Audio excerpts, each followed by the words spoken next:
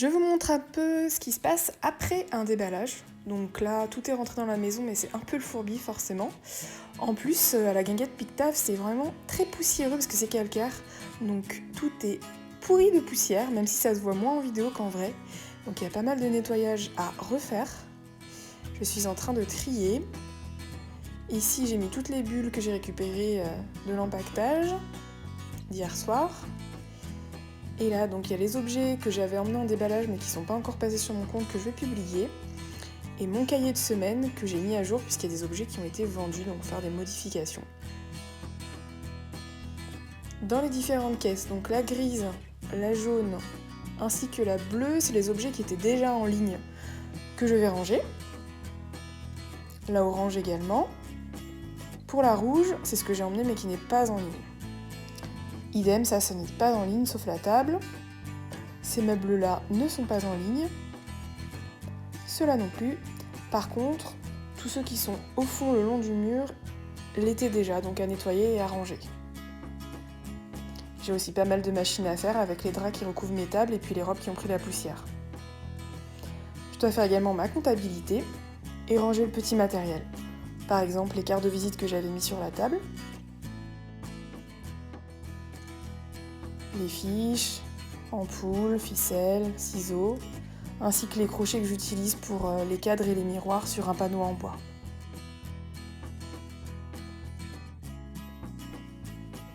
Donc là, j'ai ramené dans mon bureau ce que j'avais publié cette semaine.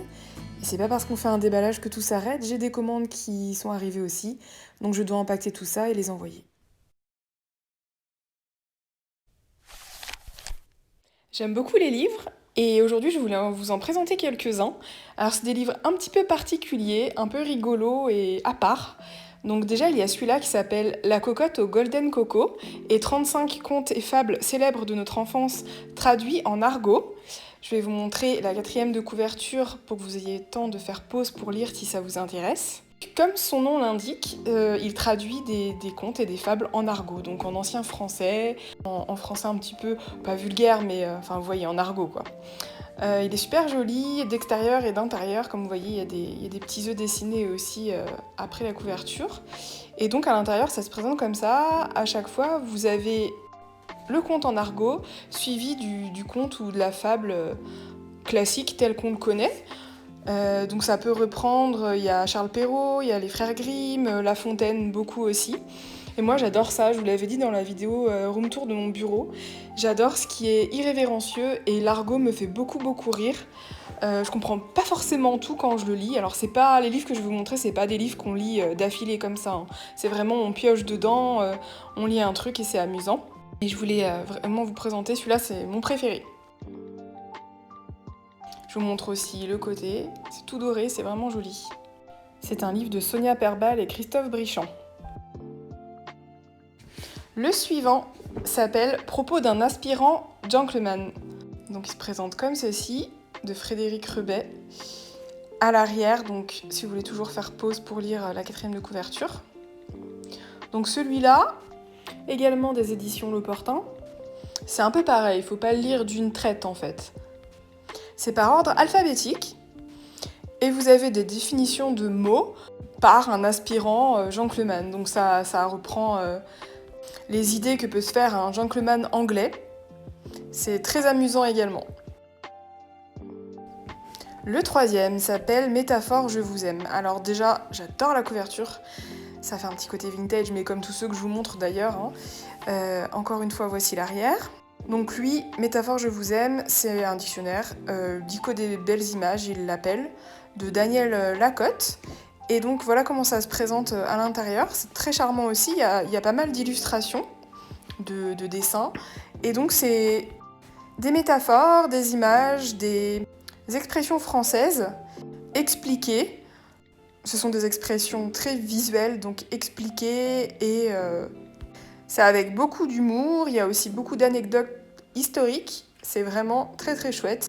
Ici par exemple, dire ces 4 vérités, je vous le conseille également.